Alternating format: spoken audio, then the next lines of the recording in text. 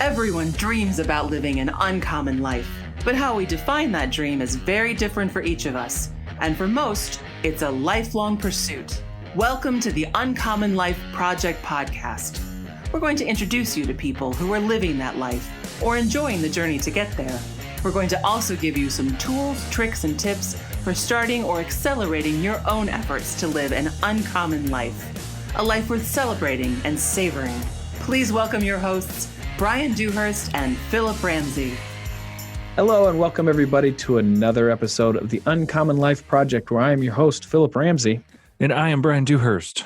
And today you have a duo cast of yours truly and the Bryan Dewhurst talking about a topic that might or might not be, you're sick of it at this point, but it's COVID-19. And I don't want to make any light of that, but there is just a ton of things coming at us from many different directions. And so we do want to, I think, address it. And then also talk, I think, mainly about just opportunity that things like this happen or things like this come to surface. And people talk about opportunity in times like this, but to be able to speak to it and give you tangible action items right now, I think could be helpful. So COVID-19, the coronavirus, we're going to start speaking into just the opportunities that it can create. And so the first thing I want to talk about is the quality time that it gives you with your family or your loved ones. Obviously, we're all stuck in the house, or we should be. I'm not sure how serious you're taking that. We are taking it fairly serious to like only go in the grocery store and only one of us go. But it has created such an amazing opportunity for quality time. And so today, we are having a high tea with my family and I. I have suits. I have a suit and tie on. I'm suited and booted. My wife and my daughter got their hair all did up. This is the first time I've ever done a high tea. I have no idea what this means, but it's a pretty big deal. And my wife and daughter, Lorraine, have done a lot of work for this thing. And I cannot wait in an hour to go to high tea with my family. Mm-hmm. And it just gave it this. We wouldn't have done this without this opportunity. The second thing, and then I'll let Bryan talk because I feel like I'm on my soapbox, but I get excited about this, is my wife and I put a king-size sheet up in the basement and then had a projector and projected a movie on top of it, which was kind of fun. But my wife found this link of an international trip that you can take with your family in the midst of COVID-19. And it had like the airplane stewardess flight thing. It had like how to buckle your seatbelt and just that movie that they normally show you. My daughter dressed up in a stewardess outfit. My son was the pilot, and every little video would keep coming up. So then it would be the stewardess, then it would be the flight on a runway, and then we would obviously have it really loud, and it would be like kind of like a plane. My daughter then gave us treats. I mean, this was the funnest thing we ever did. So we ended up going to Japan and touring around the city, which there was a video of that. And it was actually kind of really cool. And because it was so big, it kind of felt like you were there. And the last thing we did is went to Disney there. We checked into our hotel, by the way. Of course, that was in there. But all these videos were already pre-populated for us. All we had to do is keep clicking and creating a fun experience with our family. And then the end, we went to Disney and went on the ride, went to Space Mountain, and then went on a ride. And I'm telling you, with that big screen, my stomach did drop when we hit those buttons. And what a fun thing that we got an opportunity to do, and one that we never would have created without this time. And this is the time, I think, for our kids. They'll never forget. I'll never forget this. But they'll be talking to their grandkids about the time when they got out of school for a month, maybe even longer, and the fun things that they did as a family. So this gives us an opportunity as a family to connect in an amazing, intentional way. And I cannot wait for the other opportunities. And my kids are excited every morning to figure out what we're going to do fun and create a moment and a memory together. So that's the first opportunity I think it sheds for us. And Bryan's done his own thing. So I'll let you talk. Sorry, man. Took a long time there. No, it's good. I think it's important. I think this is a huge reset button on a lot of different levels. And our family's trying to do unique things every day and create special moments. And this isn't just, 3-week vacation where they just get a hang out on TV or watch YouTube all day. So yeah, we're taking advantage of those this time to try to. One of the things we're doing is just trying to every day. Each of the kids has to reach out to a family member and FaceTime with them and just ask them 5 questions and just check in and see how they're doing. I think for kids, it's always that like it's easy to feel like the focus is always on them. So challenging them to just kind of interview other family members and get their story and make sure they're doing okay. So that's kind of one thing that we've been trying to implement at home and amidst the fun stuff. So Megan has been intentional with having your kids write letters to their friends, like pen pals again. Like that's something we don't talk about a lot, and something that we could really. Yeah, like let's be honest. Like when you get a real handwritten note in the mail, it's kind of exciting. Totally. So yeah, doing lots of fun stuff and trying to just keep it interesting, And I think the thing that I've challenged our kids with is just like, what is like one thing you could really master? Like even if it's like the Rubik's Cube or whatever it is. Is there something you could really push into over this next 3 weeks? And get a really good understanding of something before you have to go back to school. Haven't really found what those are yet for each of the kids, but trying to do different things to kind of just set that mindset. And this is early enough in this whole thing that I think that we all are adapting in a way that I think can move forward. But moving on, I think not only do we have to adapt like we are now, but we're probably going to be at the point where we're going to know somebody with the COVID-19 or coronavirus. And then eventually, I think within a couple of weeks, we might know somebody that's, been affected and died from it. Like this is getting more and more serious. And so the second opportunity I wanted to talk about is just the opportunity to let your true character come out. And I know that I'm really high on this Cam Newton effect, where he's a quarterback for the Panthers. He was not in the Super any Bowl. Longer, by FYI. Keep going. Well, I don't know who's quarterback for, but the story that I have to say is when he was a quarterback for the Panthers and they were in the Super Bowl. And before the Super Bowl, he was pretty hyped up and even like he was the Superman and running around with his cape and blah, blah, blah. And after the Super Bowl, they got absolutely trounced. And he kept blaming everybody else except for himself. And how disheartened I was to watch that. Meaning like he was so high on his horse. And then when things didn't go his way or challenges or trials were in his face, he completely cowered, fell victim to everybody else except for himself. So this is an opportunity for everybody. This is so unique because it's not just America.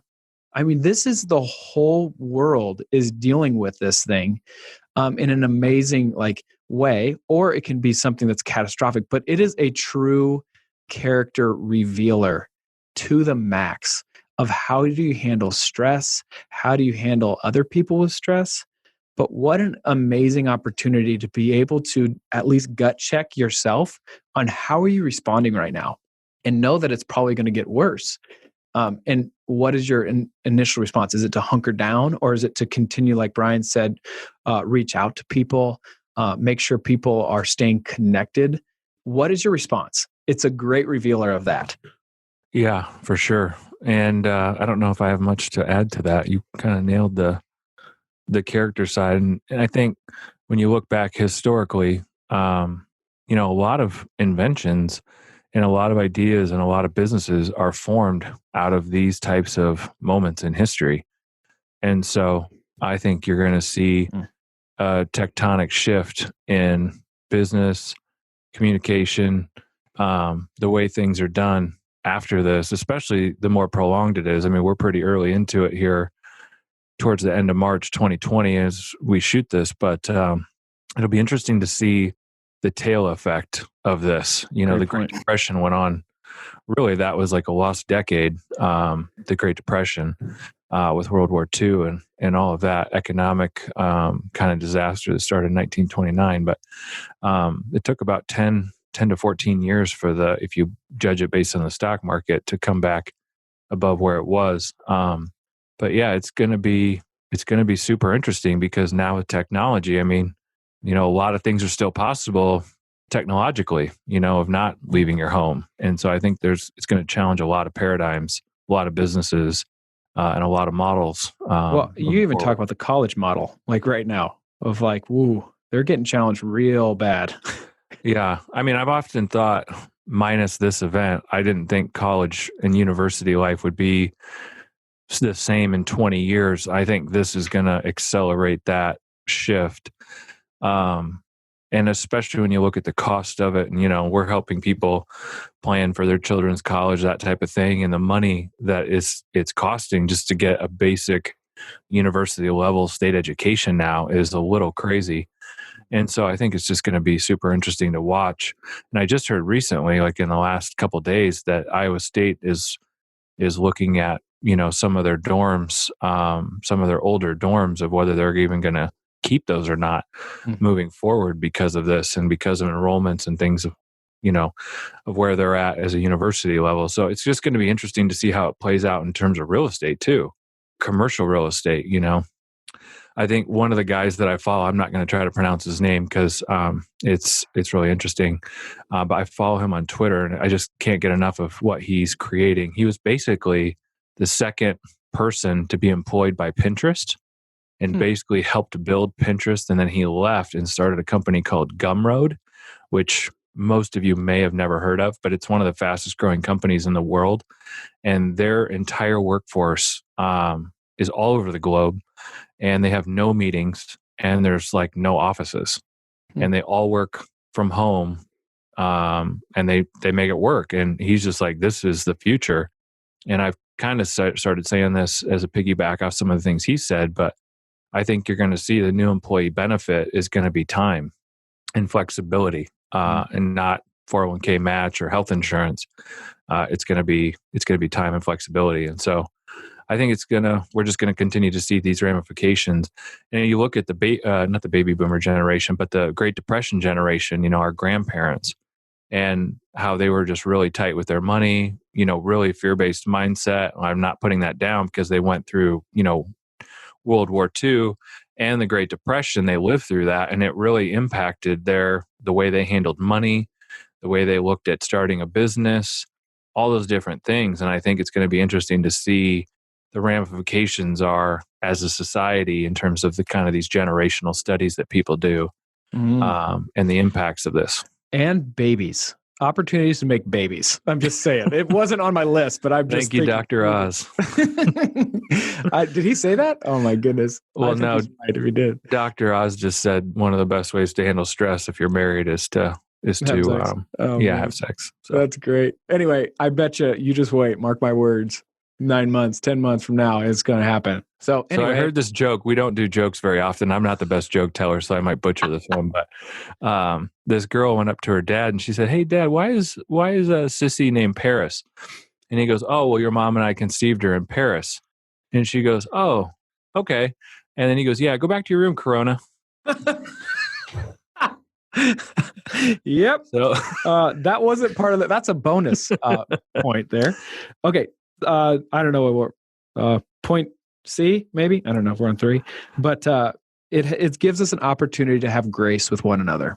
I mean, you want to talk about a high stressful moment when you don't know the future and have no idea what the future brings.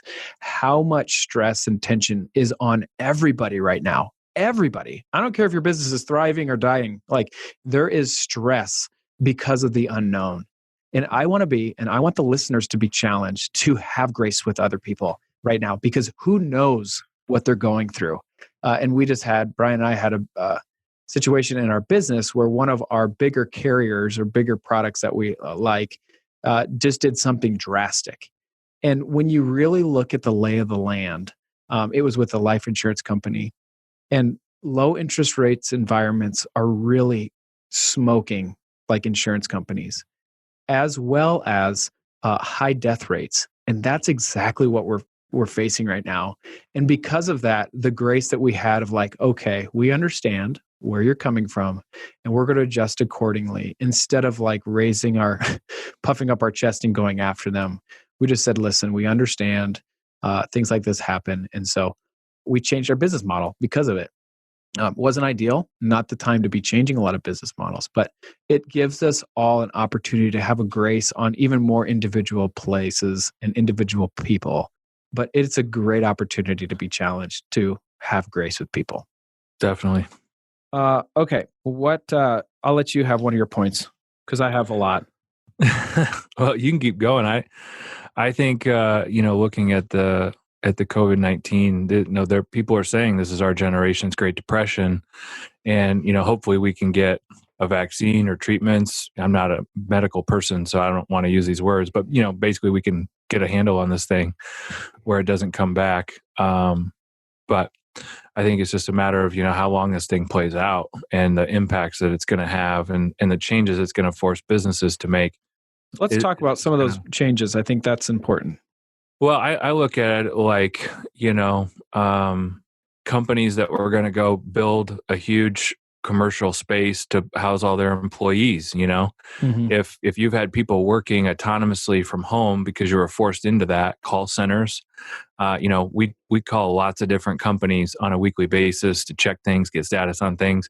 Most of those people have worked in call centers at a physical, 1 point or 2 point location. Now those people, we're talking to them. They're working from home. You can hear them in the back. You can hear their spouses in the background. Yeah, and it's like it's a whole different paradigm, and so we don't need that call center anymore. We could have people in 6 different time zones handling our call center with flex positions at 4 to 6 hour shifts, to cover 7 a.m. to 6 p.m. in Hawaii, Mm-hmm. and it would cost us a fraction of the time. So I think just like what impact this has on commercial real estate, to me, is going to be really profound. And just kind of the institutionalization. We've already talked about university life and all of their buildings. Like, do we need any more buildings at the university level? Mm-hmm.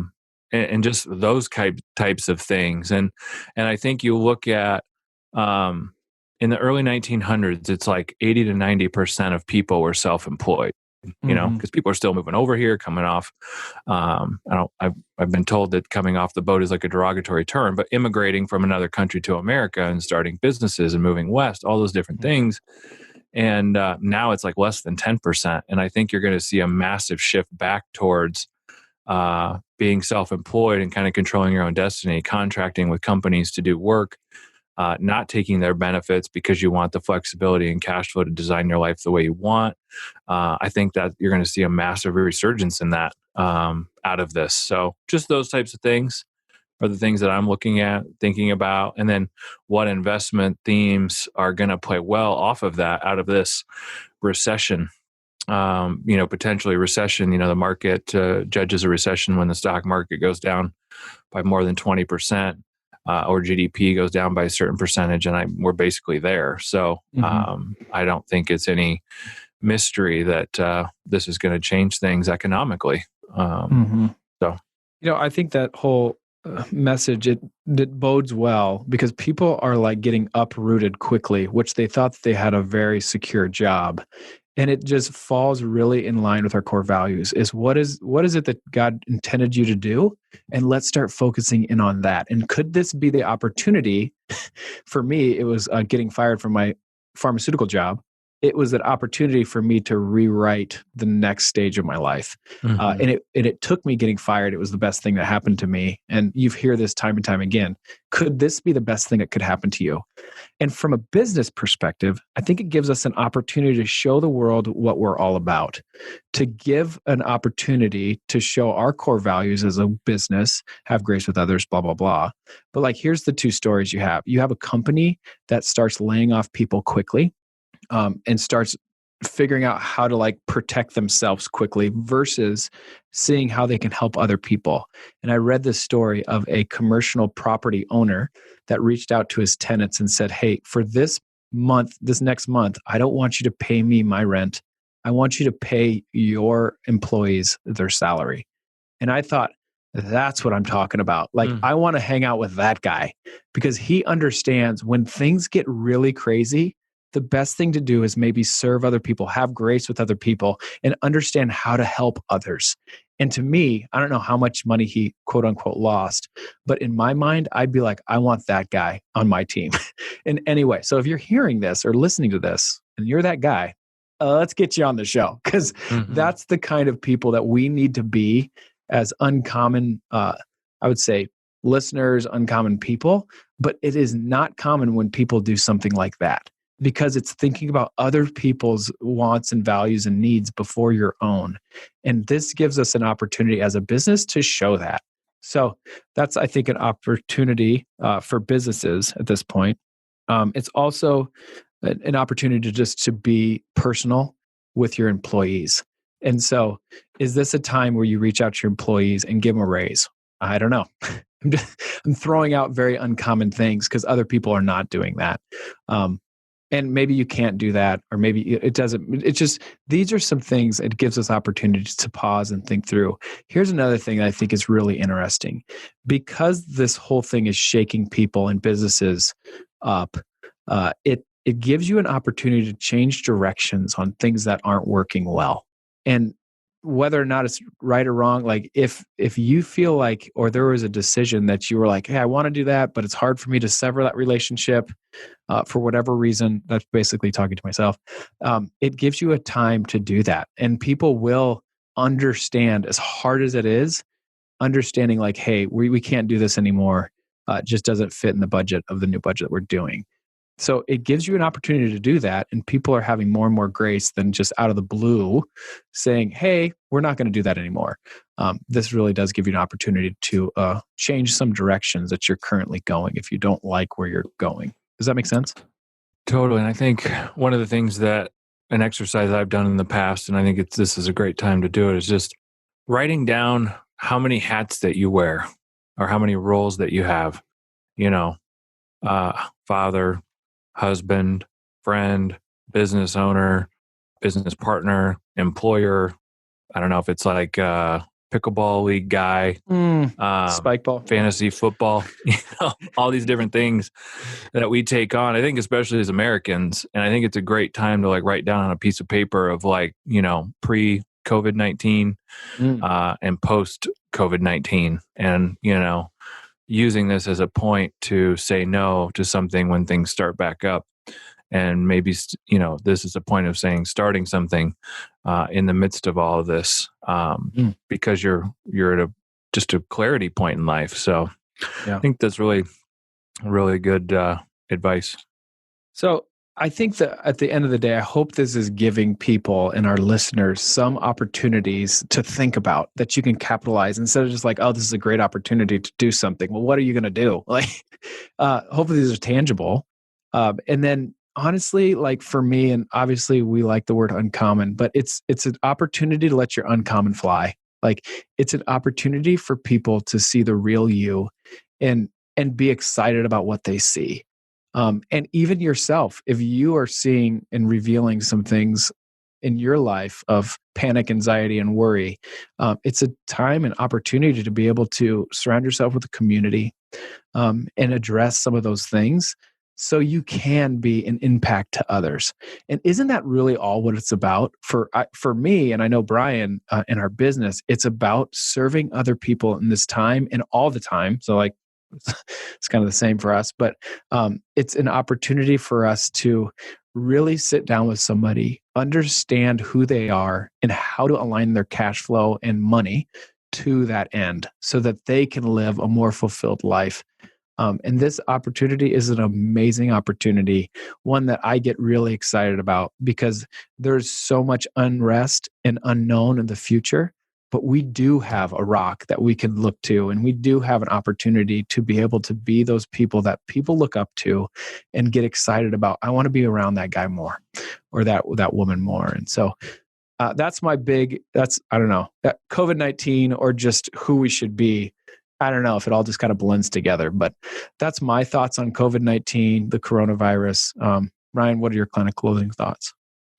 Yeah, I think very similar. I heard a great sermon that the church has a history of, really working well in these times and being the light. And I think basically to capstone what you're saying is like, we got to be like Jesus, and just have open arms and how can we help and how can we speak truth and act and speak in a way that's glorifying to God and that draws people in. And I think this is a great time to, really evaluate your spiritual life too. And making amends with different relationships in your family or friends, and then ultimately making a decision about your relationship with God and Jesus.